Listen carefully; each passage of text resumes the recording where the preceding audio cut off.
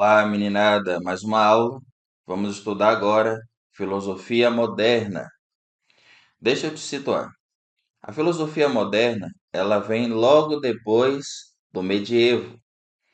Vocês lembram o que estava acontecendo lá na Europa entre o século V e o século XV, na Europa, tá? Muito cuidado, porque às vezes o Enem também gosta de problematizar essa questão, porque a gente chama de Idade Média e entende, por exemplo, aqui no Ocidente, nós entendemos que a Idade Média também foi a nossa Idade Média, porém aqui estavam acontecendo outras coisas.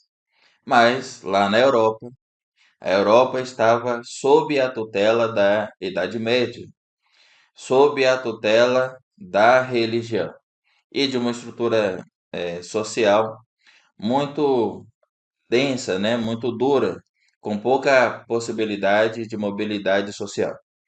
Então, essa Idade Média que durou 1000 anos, você deve ter escutado já que os iluministas chamam isso de época, período, Idade das Trevas. Idade das Trevas, tinha esquecido o termo. Então, os iluministas chamam isso de Idade das Trevas. Esse é um conceito que tem sido colocado em pauta para reflexões, para análises, para nascimento de novas narrativas, porque eu, por exemplo, eu também não entendo que esse período da Idade Média, esses 1000 anos, foi um período de trevas e só, né? Também não entendo assim. Porém, ainda é o pensamento predominante. Então, depois desse período da Idade Média, outra onda de pensamento começa a surgir na Europa. E essa onda de pensamento englobou isso que a gente chama na filosofia de filosofia moderna. A filosofia moderna começa a inaugurar através do René Descartes, ou do René Descartes, como eu prefiro, começa a inaugurar outra forma de viver a vida, outra forma de investigar o mundo, outra forma de se colocar como um indivíduo na existência, né? Então, o René Descartes ali no século XVI, século XVII, até chegarmos no Kant, esses pensadores começaram a moldar uma outra forma de aplicar a filosofia, né? Uma outra forma. Então, observem bem. A filosofia moderna, portanto, ela vai romper, porém não de uma forma radical, apesar de que alguns pensadores vão aplicar essa forma radical, tá? Mas a filosofia moderna vai rompendo aos poucos, rompendo com a tradição religiosa. A tradição religiosa praticamente dirigia a filosofia, as ideias, conduta social, forma de existir, estrutura social. Então, a cultura religiosa realmente dirigia, tinha esse poder. Durante a Idade Média, a parte, o clero, né, tinha ainda mais poder do que os reis, né? Então, imagina só. Esse período, portanto, ele vai acabando e a filosofia moderna, os filósofos desse período, a partir do século XVI, começam a romper com essa tradição, tá? Não é uma ruptura total, a gente vai estudar um pouquinho sobre isso. Então, daí, nós estudamos a filosofia moderna. Vou passar os slides aqui para vocês verem alguns tópicos. Características principais, não são só essas, da filosofia moderna. Primeiro, centralidade da razão, que é o racionalismo. Isso está muito ali na filosofia do Descartes, né? Centralidade da razão. O que é que isso significa? É, a verdade está dentro do raciocínio. Veja, o raciocínio é produto da razão e a razão é produto da mente.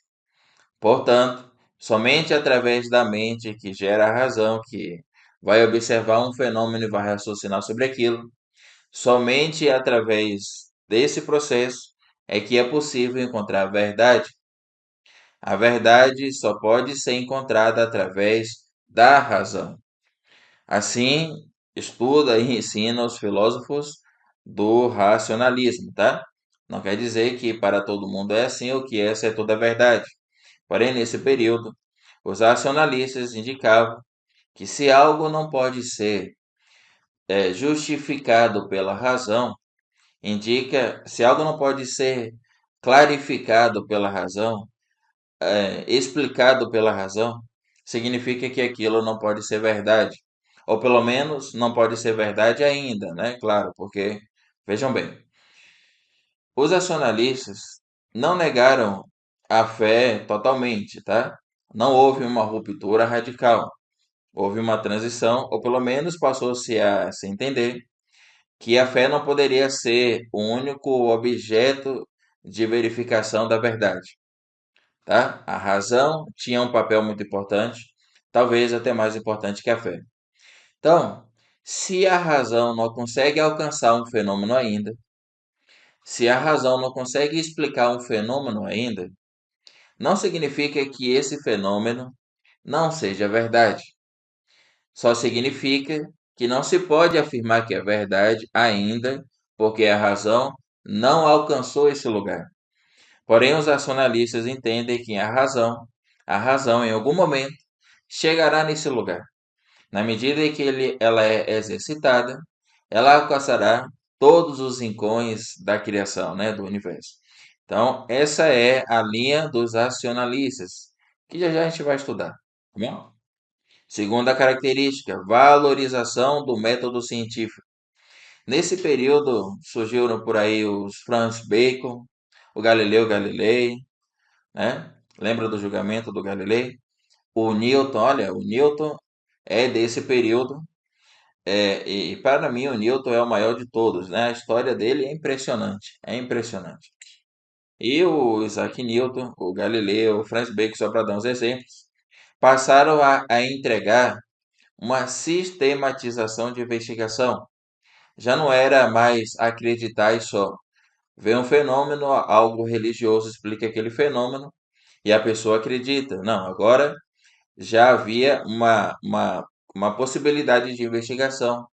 De, por exemplo, pegar um fenômeno que acontece ao natural, trazê-lo para um ambiente reservado e controlado, realizar experimentos com ele de uma forma que aquele fenômeno que acontece lá também aconteça aqui. Isso é uma sistematização de um método investigativo que passou a planificar a ciência, por isso que se chama de ciência moderna, né? Porque antes disso já havia uma ciência, tá certo?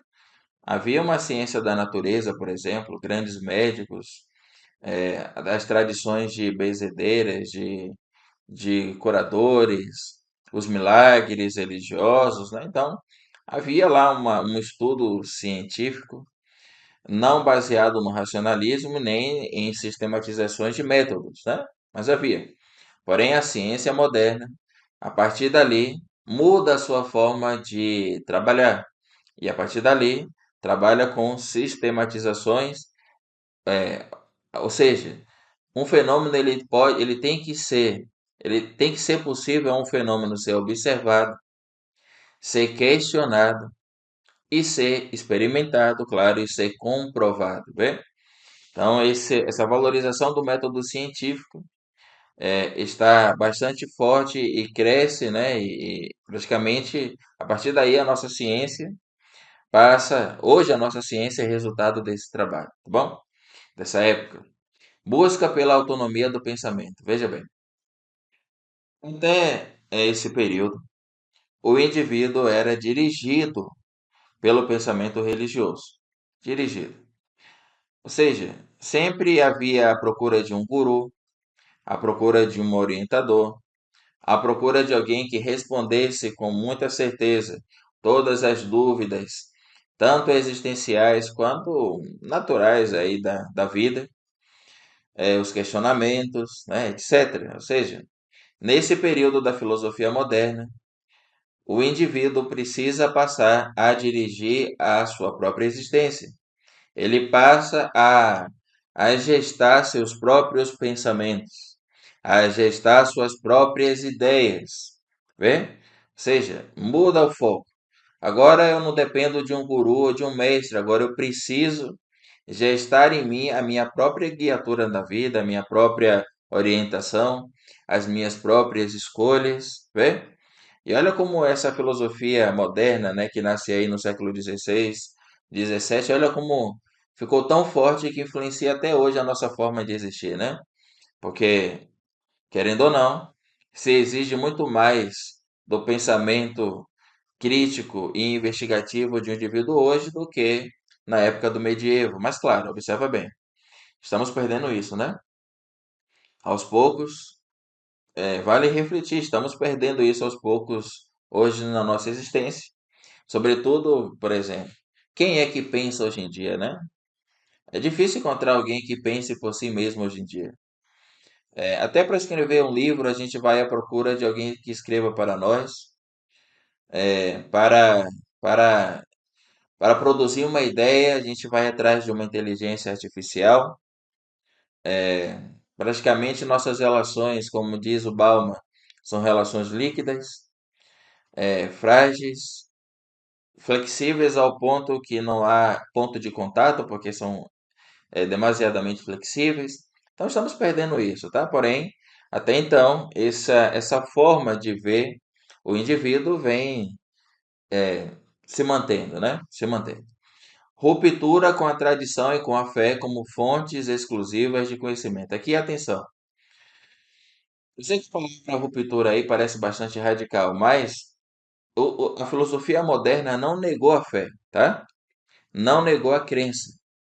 O que a filosofia moderna fez foi separar certas características da humanidade, tanto sociais quanto acadêmicas, por exemplo, separar isso da religião, tá? Mas não significa, é claro, que aquilo foi negado.